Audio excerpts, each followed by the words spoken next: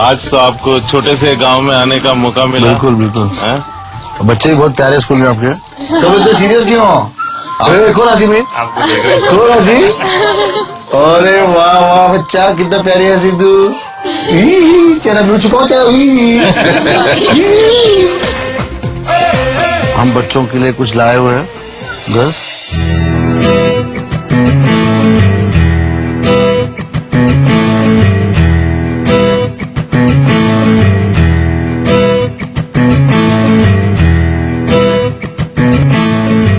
खोलो दरवाजे पर्दे करो किनारे, खूंटे से बंदी है हवा मिल के छुड़ाओ सारे।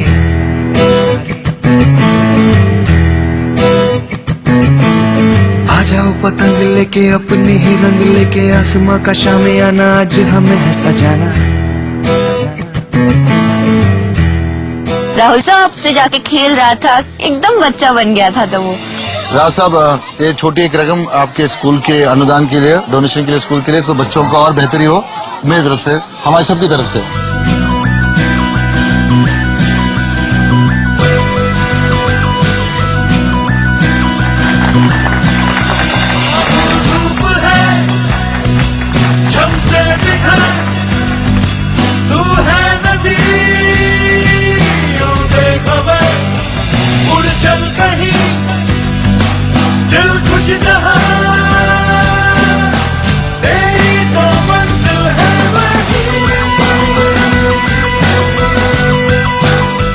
राहुल का ये जेस्चर मुझे बहुत ज्यादा अच्छा लगा, क्योंकि उन्होंने बच्चों के लिए और स्कूल के लिए इतना कुछ किया। स्कूल के लिए उन्होंने डोनेशन भी दिया। राहुल बच्चों के लिए इतना सोचते हैं, भविष्य के लिए इतना सोचते हैं। ये देखकर और जो देखा वो काफी बहुत अच्छा लगा। और seriously speaking, honestly speaking, Rahul इतना ज्यादा सोचते थे कि मुझे आज पता चला। नमस्कार जी, कैसे हैं? सफारी में ले जाएंगे सबको? बिल्कुल। चलिए चलिए गर्ल्स बनाइए।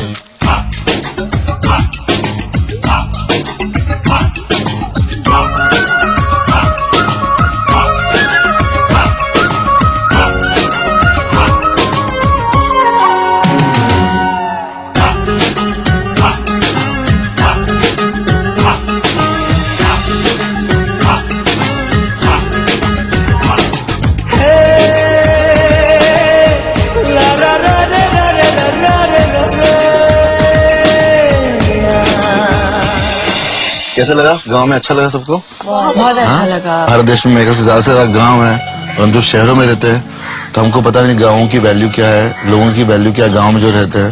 और मेरे ख्याल से डिसाइडिंग फैक्टर देश में जो होता है वो गाँव भी होता है। तो आप लोग वोट करते हो? मैं नहीं करती।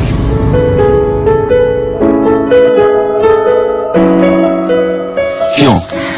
क्योंकि मुझे नहीं लगता, फ्रैंकली, जब से मैं वोट डालने वाली एज में आई हूँ और जब से हमारी सरकार ने मुझे वोटर्स कार्ड इशू किया है, उसके बाद के इलेक्शंस में जो लोग कॉन्टेस्ट कर रहे थे, मैं नहीं उनको देखना चाहती थी सीट पर, क्योंकि मुझे वो इस लायक नहीं लगे। तो इसलिए मैंने वोट नहीं दिया।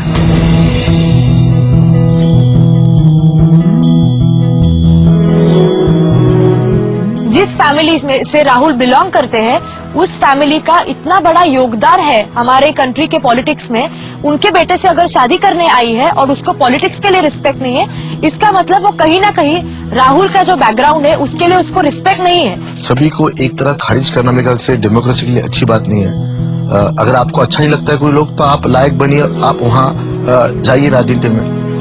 तो इस तरह निराशा मुझे बहुत डिसअपॉइंटेड लगा उनका व्यू पॉलिटिक्स में।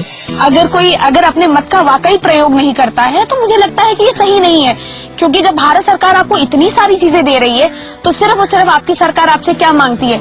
आपका सिर्फ एक वोट मांगती है। मैं इस बात से सहमत हूँ, क्योंकि गुजरात में जैसे आप देख रहे हैं कि पहले गुजरात जो था और आज जो है उसमें काफी डेवलपमेंट काफी हो चुकी है, जमीन आसमान का फर्क आ चुका है।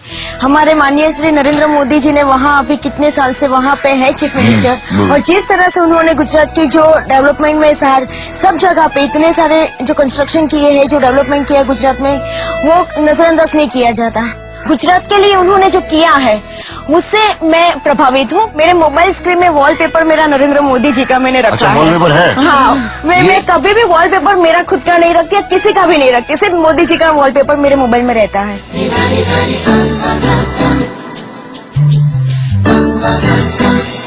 चार्मी के फेवरेट लीडर हैं नरेंद्र मोदी।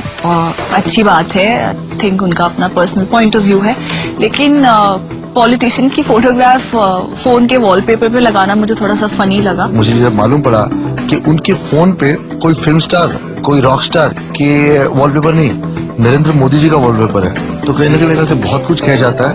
बहुत स्ट्रांग पॉलिटिकल ओपिनियन है। बात यह है कि जैसे चल रहा है रिजर्वेशन पार्लियामेंट में कि महिलाओं का रिजर्वेशन होना चाहिए या 33% होना चाहिए, ज्यादा होना चाहिए, कम होना चाहिए, तो कहीं ना कहीं लगता है आपको ये अच्छी बात है कि वुमेन का रिजर्वेशन होना चाहिए। आप नहीं एग्री करती हैं? नहीं, मुझे नहीं लगता कि वुमेन रिजर्वेशन होना चाहिए, क्योंकि कहीं ना कहीं ये प्रजातंत्र का बहुत बड़ा मजाक बन जाएगा अगर वाकई रिजर्वेशन हो जाएगा। क्योंकि अधिकतर मैंने ये देखा है कि हमारे पंचायत में ये रिजर्वेशन है। 33% आरक्षण हमारे लोकल बॉडीज में अभी भी है, गांव में। और अक्सर क्या होता है कि पंचायत मुखिया की जो पत्नी होती है, जो इतना लंबा घूंघट लेके घूम रही होती है, जिसको कुछ नहीं मालूम होता है, वो कहीं ना कहीं इलेक्शन लड़ रही होती है और एक्चुअली में उनके पति संभाल रहे होते हैं सारा का सारा काम। तो मुझे लगता है कहीं ना कहीं बहुत बड़ा प्रजातंत्र के साथ इससे बड़ा मजाक नहीं हो सकता। Priyadashini for the first time made a lot of sense today. I mean, she takes a lot of interest in politics, so आज उन्होंने जो भी बोला मुझे बहुत अच्छा लगा। ना कुछ बताया उन्होंने पॉलिटिक्स के बारे में, एंड अच्छा लगा कि कहीं ना कहीं बक बक बक बक करने के अलावा वो कुछ नॉलेजेबल दिमाग में रखती हैं। आज मुझे लगा कि जरूर प्रियदर्शिनी का ओपिनियन एक अपेक्षित था, क्योंकि वो एक राजनीतिक परिवार से आती है। उनकी एक छवि भी ऐसी है। आज एक बच्चा पहले बोलता था मैं पुलिस वाला बनूंगा, आज वो भी नहीं बोलता है। डॉक्टर, इंजीनियर ये बनूंगा, कल्पना चावला बनूंगा, कोई बोलता नहीं नेता बनूंगा। किस नेता को आप थप्पड़ मारोगे, नेता बनेगा बड़ा होके।